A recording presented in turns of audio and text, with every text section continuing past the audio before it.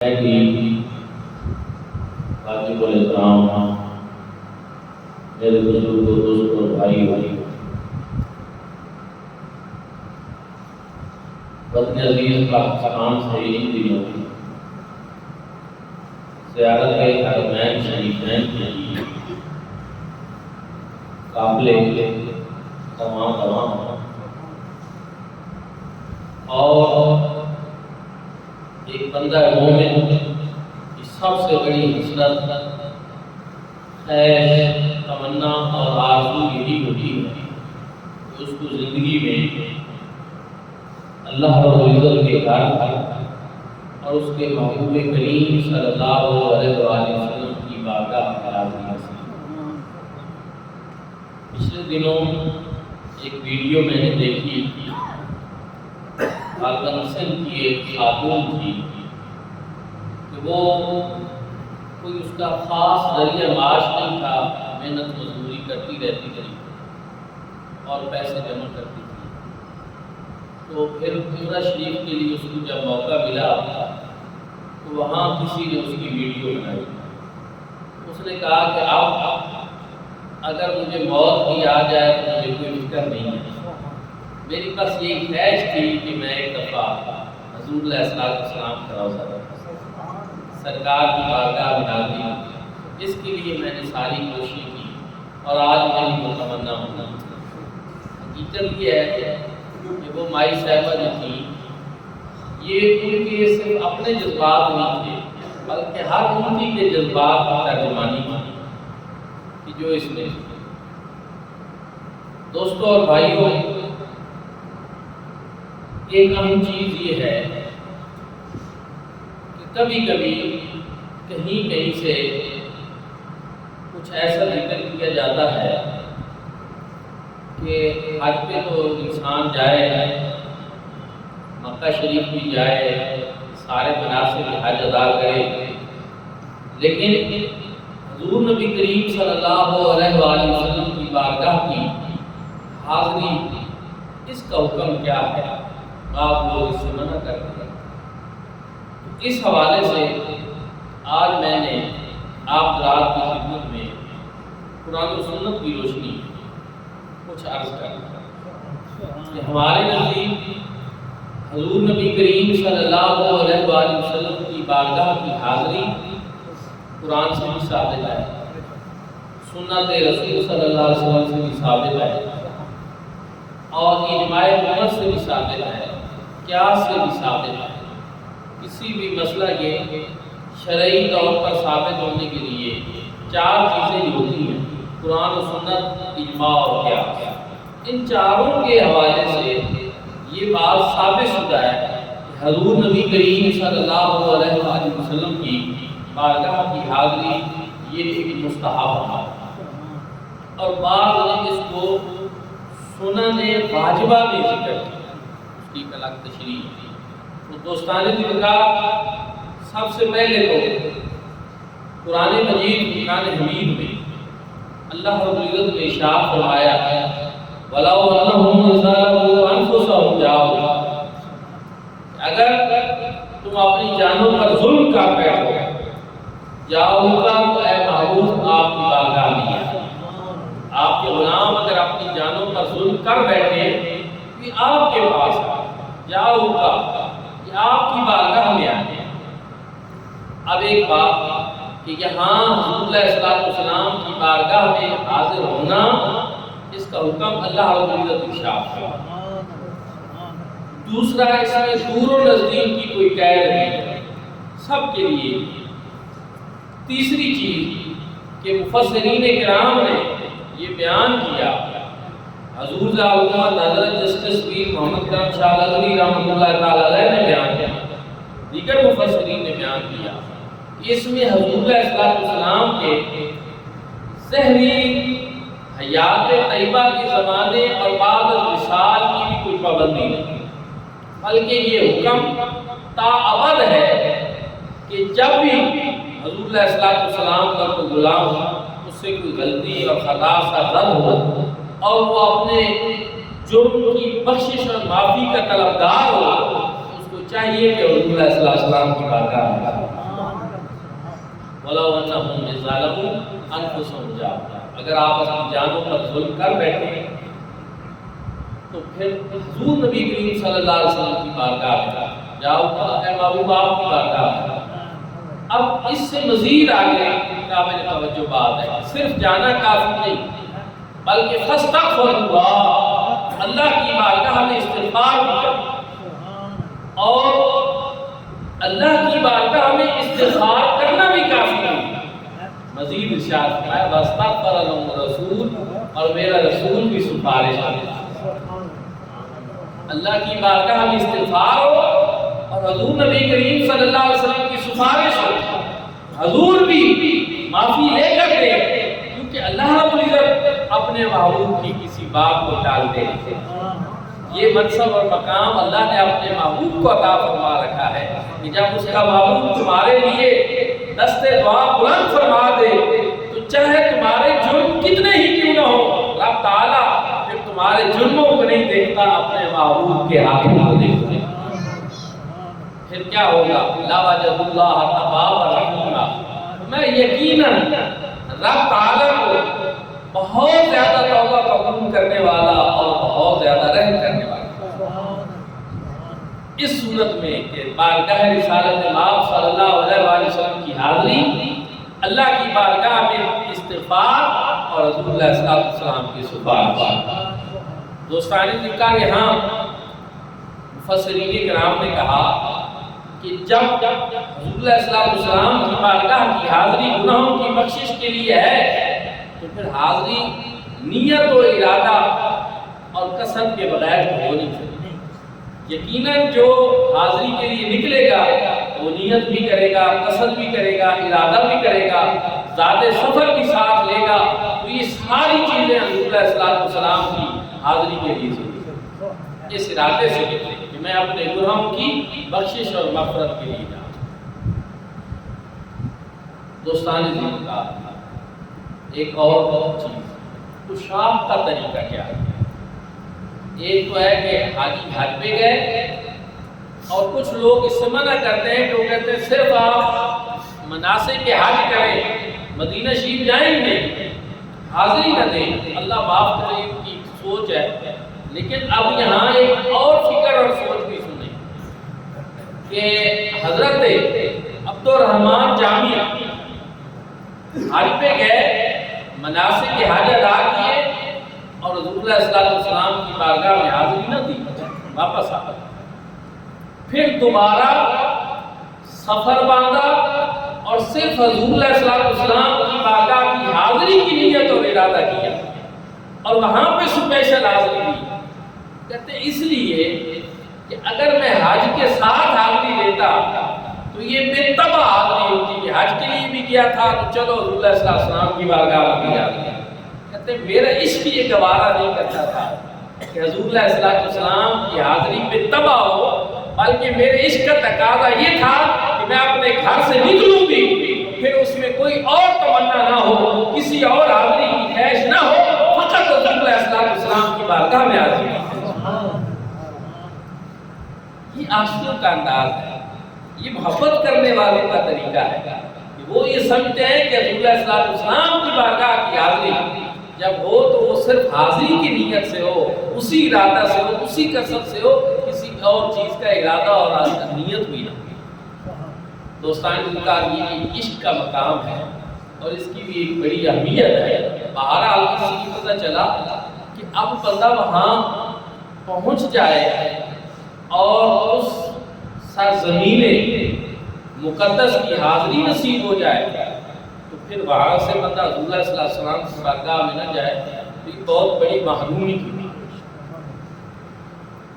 قرآن مجید فرقان حمید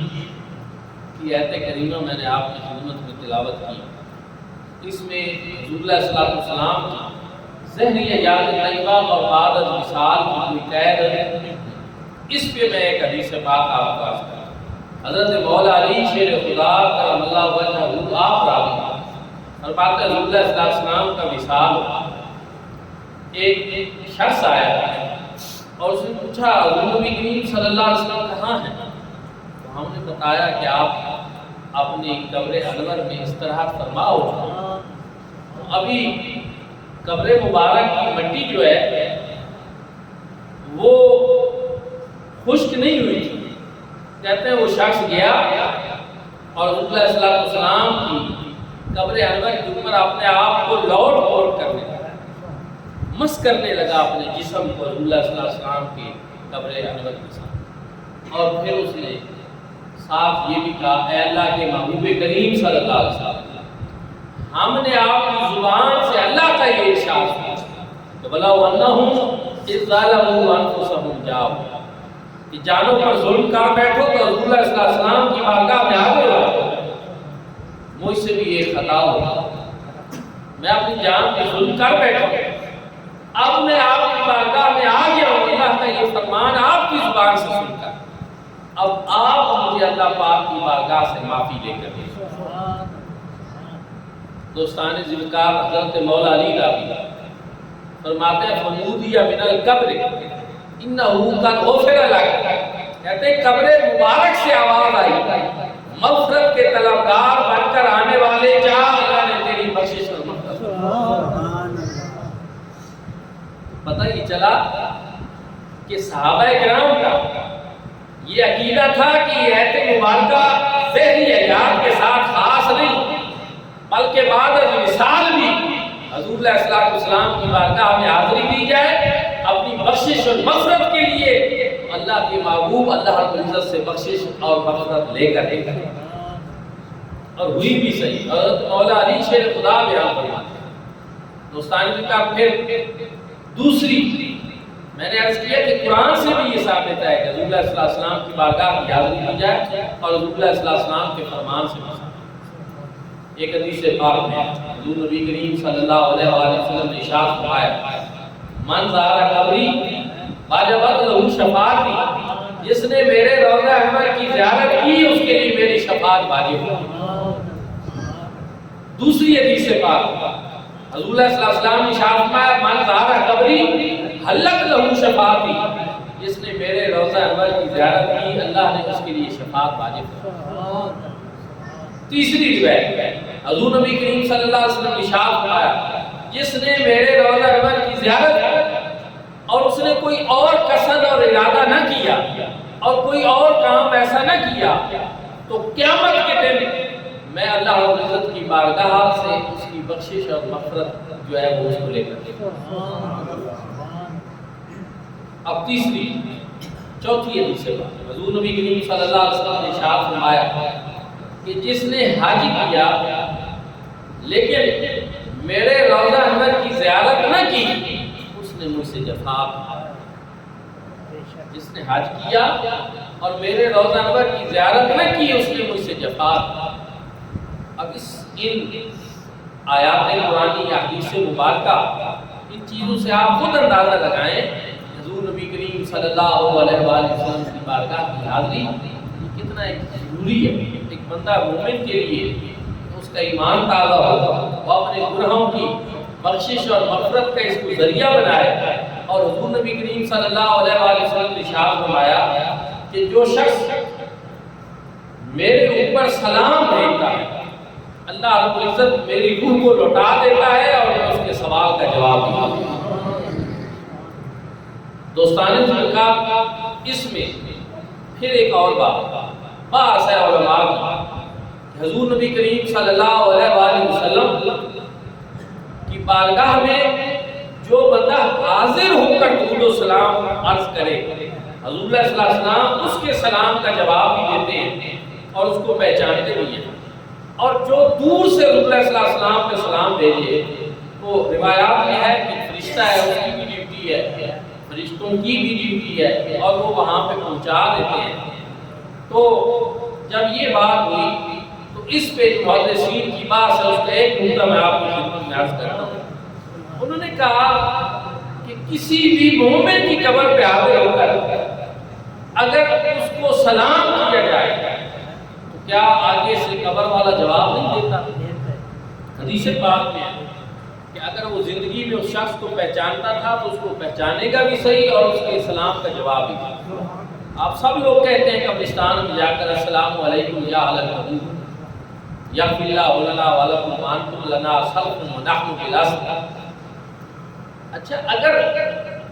مومنین کی قبروں پہ جا کر آپ سلام کریں تو وہ بھی جواب دیتے ہیں، تو پھر حضور علیہ السلام کی اس میں خصوصیت کیا ہوئی؟ اگر بندہ وہاں جائے اور سلام عرض کرے اور وہاں پر وہ جواب دے دے تو وہ کہتے ہیں محدثین کہ نہیں، حضور علیہ السلام کی خصوصیت یہ ہے کہ اگر کوئی روضہ اقدس پہ جا کر سلام کرے تو آپ تو جواب دیتے ہی ہیں، اگر کوئی غلام دور و نزدیک سے سلام عرض کر دے تو میرے آقا سلام کا جواب دے۔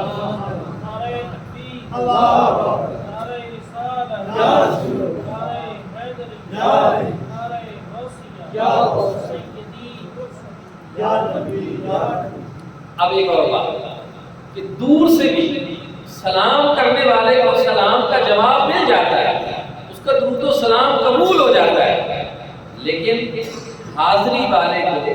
ساتھ ہی شرف نصیب ہو رہا ہوتا ہے کہ جب وہ صلاۃ و سلام عرض کر رہا ہوتا ہے تو اس کو سلام کا جواب بھی مل رہا ہوتا ہے، ساتھ وہ روزہ اقدس کی زیارت کرتا ہے۔ یہ اس کے لیے اللہ رب العزت کی طرف سے ایک کی بجائے دو انعام ہو رہے ہیں۔ ایک تو سلام کا جواب تو مل ہی رہا ہوتا ہے، وہ دور والے کو بھی مل جاتا ہے، ساتھ ہی ساتھ روزہ اقدس کی زیارت کرتا ہے۔ دوستان ذکر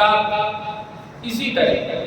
حضور نبی کریم صلی اللہ علیہ وآلہ وسلم کی بارگاہ کی حاضری میں صدیوں سے لوگوں نے کتابیں لکھی، زیارت کے آداب، طریقہ کار، کس طرح حاضری دینی ہے اور کیا آداب ہونے چاہیے، ان چیزوں کے اوپر، اور حضور صلی اللہ علیہ وسلم کی بارگاہ میں کس کس نے کیسے حاضری دی، کس کس کے سلام کا اس کو کس طرح جواب ملا، اور اس پہ واقعات کثیرہ کی کئی کتابیں جو ہیں وہ صرف اب کی نہیں، صدیوں قبل کی، ہر دور میں لوگ اس طرح لکھتے رہے، اور یہ بھی اس بات کی دلیل ہوتی ہے کہ گویا یہ ایسا کام ہے جو صدیوں سے رہے۔ حضور نبی کریم صلی اللہ علیہ وآلہ وسلم کی بارگاہ میں حاضری کے لیے صحابہ کرام بھی حاضر ہوتے تھے۔ جب بیت المقدس فتح ہوا تو حضرت عمر فاروق رضی اللہ تعالیٰ عنہ بیت المقدس فتح ہونے کے بعد جب واپس آئے تو سب سے پہلے آپ نے حضور نبی کریم صلی اللہ علیہ وسلم کی بارگاہ میں آیا، روضہ انور پہ آ گیا۔ اسی طرح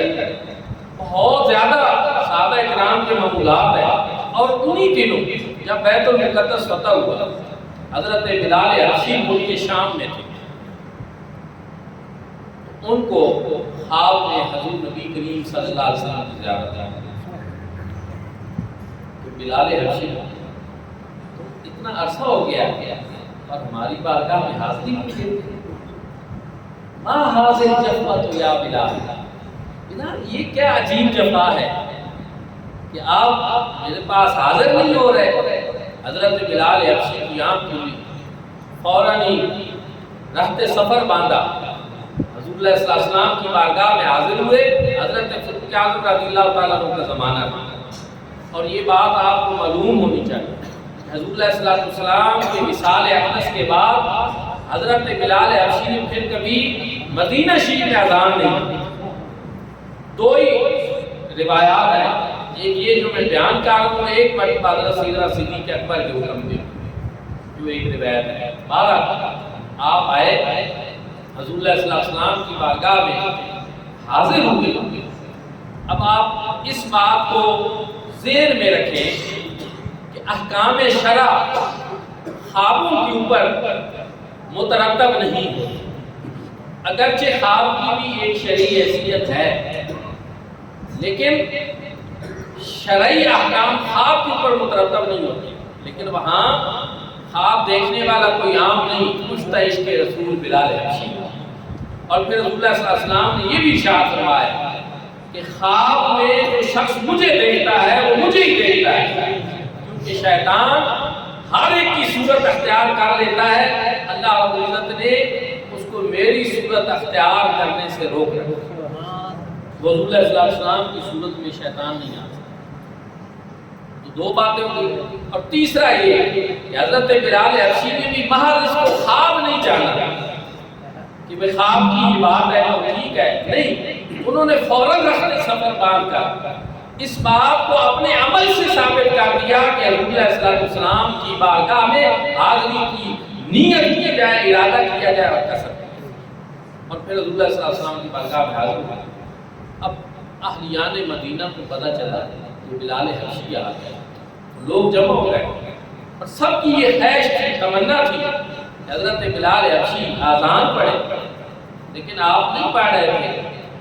کیونکہ وہ سارا منظر ان کی آنکھوں میں گھوم جاتا تھا۔ تو حسنین کریمین کو لایا گیا اور ان کی فرمائش پہ حضرت بلال حبشی نے اذان شروع کی۔ ظاہر ہے حضور علیہ السلام کے لاڈلے نواسے جناب امام حسن اور امام حسین جب فرمائیں تو جنہوں نے اپنی آنکھوں سے وہ منظر دیکھا ہے کہ جن کے لیے حضور نے خطبہ چھوڑا، جن کے سجدوں کو لمبا کیا، جن کو حضور نے پیار فرمایا، اپنی گود میں لیا، جن کو حضور صلی اللہ علیہ وسلم نے چوما اور سونگا اور پیار فرمایا، ان کے فضائل اور مناقب بیان فرمائے۔ حضرت بلال حبشی نے اذان شروع کی، لیکن جو ہی اذان حضرت بلال حبشی نے شروع کی، مدینہ شریف میں جو جس نے آواز سنی لوگ دوڑ پڑے، یہاں تک کہ باپردہ مستورات نے اپنا گھر بھی چھوڑ دیا، اور لوگ کہتے ہیں کہ ایک طرح کا قیامت کا سما بن گیا مدینہ شریف، اور لوگ زار و قطار رونے لگے، آہو پکار ہو گئی۔ حضرت بلال حبشی کی آنکھوں میں جب وہ منظر آیا اس طرح حضور علیہ السلام کی موجودگی میں اذان پڑھا کرتا تھا، تو پھر وہ اپنی اذان کو مکمل نہ کرتا۔ میرے بھائیو اور دوستو، اس طرح کہاں شام ہے اور کتنے دور سے حضرت بلال حبشی نے حضور علیہ السلام کے فرمان پہ حاضری کا قصد کیا، ارادہ کیا، سفر کیا حضور علیہ السلام کی بارگاہ میں بعد از وصال ہوا۔ تو اس سے پتہ چلتا ہے کہ صحابہ کرام کے معمولات میں سے یہ چیز رہی ہے کہ حضور نبی کریم صلی اللہ علیہ وسلم کی بارگاہ میں حاضر ہوا۔ حضرت عبداللہ ابن عمر کا میں پڑھ رہا تھا، حضرت عمر فاروق رضی اللہ عنہ کے صاحبزادے حضور علیہ السلام کی بارگاہ میں حاضر ہوتے، عرض کرتے السلام علیکم یا رسول اللہ، پھر حضرت سیدنا صدیق اکبر کو سلام عرض کرتے، پھر اپنے والد گرامی کو سلام عرض کرتے، اور راوی بیان کرتا ہے کہ میں نے اس طرح ان کو حاضری دیتے ہوئے ان آداب کے ساتھ 100 سے زائد مرتبہ دیکھا۔ کتنے لوگ ہیں، کتنے صحابہ کرام ہیں، حضرت امام زین العابدین حاضر ہوتے تھے، اور اس وقت حضور نبی کریم صلی اللہ علیہ وسلم کے جو روضہ اقدس تھا، وہاں جو ازواج مطہرات کے حجرے تھے ان میں سے کچھ باقی تھے، کچھ شامل کر لیے گئے تھے۔ تو آپ اس وقت مواضع شریف سے اس طرح سامنے حاضری نہیں ہوتی تھی، آپ جہاں روضہ شریف ہے اور ریاض الجنہ ہے اس طرف سے حاضر ہوتے تھے، اور آپ ساتھ لوگوں کو بتاتے تھے کہ اس طرف سے حاضر ہو کر حاضری کیا کرو جہاں حضور نبی کریم صلی اللہ علیہ وسلم کا سر ہے، اس طرف سے وہ معمولات ہیں آل بیت کے، صحابہ کرام کے، تابعین کے، حضور علیہ السلام کی بارگاہ میں اس طرح حاضری کے۔ امام مالک وہ ہستی ہیں جن کو امام دار الہجرہ بھی کہا جاتا ہے، ساری زندگی مدینہ شریف میں رہے، لیکن ان آداب کے ساتھ کہ پوری زندگی مدینہ شریف کی حدود میں کبھی سواری پر سوار ہوا۔ مجھے یاد نہیں ہے کہ رسول اللہ صلی اللہ علیہ وسلم تشریف فرمائے اور میں یہاں سواری پہ سوار، جب رسول اللہ صلی اللہ علیہ وسلم کا ذکر آتا، مدینہ شریف کا ذکر آتا، چہرے کا رنگ متغیر ہوتا، اور ساری زندگی وہاں مسجد نبی شریف میں بیٹھ کر حدیث شریف انہوں نے پڑھائی، اور ایک دفعہ آج کے علاوہ کہیں اور سفر نہیں کیا کہ کہیں میرے اوپر وقت اخیر نہ آ جائے اور میں مدینہ شریف سے باہر، اس تمنا میں ساری زندگی وہاں پہ گزارا، اور رفع حاجت کے لیے مدینہ شریف کی حدود سے پوری زندگی بعد ہمیشہ تشریف لے جاتا۔ میرے بھائی اور دوستو، وہ امام مالک، ان کے سامنے خلیفہ ابو جعفر منصور، اس نے مسجد نبی میں بلند آواز سے گفتگو شروع کی، تو آپ نے اس کو روک دیا، کہا تجھے پتہ نہیں کہ یہاں حضور علیہ السلام تشریف فرمائے، ایسا آواز سے بات۔ اور پھر خلیفہ نے یہ نہیں کہ برا بنایا، فوراً ان کی بات کو سمجھا اور معذرت کی۔ پھر جب خلیفہ ابو جعفر منصور رسول اللہ صلی اللہ علیہ وسلم کی بارگاہ میں حاضر ہونا چاہتا تھا تو اس نے امام مالک سے پوچھا کہ آپ میری رہنمائی فرمائیں کہ میں مواجہ شریف کے سامنے کھڑے ہو کر کعبہ شریف کی طرف منہ کر کے دعا مانگوں یا حضور اللہ صلی اللہ علیہ وسلم کے مواجہ شریف کی طرف دعا مانگوں؟ اب ظاہر ہے کہ مدینہ شریف شمال کی طرف ہے اور کعبہ اللہ جنوب کی طرف ہے، اور اگر کعبہ کی طرف رخ کیا جائے وہاں کھڑے ہو کر تو حضور اللہ صلی اللہ علیہ وسلم کے روضہ اقدس کو مواجہ شریف کو پیٹ ہوتی ہے، اور اگر مواجہ شریف کی طرف منہ کیا جائے تو کعبہ اللہ کو پیٹ ہوتی ہے۔ انہوں نے پوچھا کیا میں کس طرح منہ کروں؟ امام مالک رحمۃ اللہ تعالی علیہ نے جواب دیا، فرمایا تم یہ پوچھنا چاہتے ہو کہ کس طرح منہ کر کے دعا مانگوں، تو پھر میں تمہیں بتاتا ہوں کہ تم اس ہستی پاک کی طرف منہ کر کے دعا مانگو، انہ وسیلتک و وسیلۃ ابیک آدم، جو تیرے بھی اور تیرے باپ جناب آدم علیہ السلام کی بھی وسیلہ، کیونکہ جن کے وسیلہ سے جناب آدم کی توبہ قبول ہوئی تو ان کی طرف منہ کر کے دعا مانگو۔ میرے بھائیوں دوستو، یہ آداب سکھائے جاتے تھے حضور علیہ السلام کی بارگاہ، اور حضرت ابو ایوب انصاری رحمۃ اللہ تعالی علیہ، حضرت ابو ایوب انصاری رضی اللہ تعالیٰ کو حضور علیہ السلام کی قبر مبارک کے ساتھ لپٹ کر رو رہے تھے کہ پیچھے سے ایک شخص آیا اور اس نے آپ کو عام بندہ سمجھ کر اٹھایا اور کہا کہ یہ تم کیا کر رہے ہو؟ حضرت ابو ایوب انصاری اٹھے اور انہوں نے فرمایا کہ میں کسی پتھر کے پاس نہیں آیا، میں تو مصطفیٰ کریم صلی اللہ علیہ وسلم کے پاس۔ صحابہ اکرام یہ عقیدہ دیتے تھے کہ حضور علیہ الصلوۃ والسلام کے پاس حاضری یہ کسی بت کے پاس حاضری نہیں، کسی پتھر کے پاس حاضری نہیں، یہ کوئی شرک والا معاملہ نہیں۔ حضور علیہ الصلوۃ والسلام کے پاس حاضری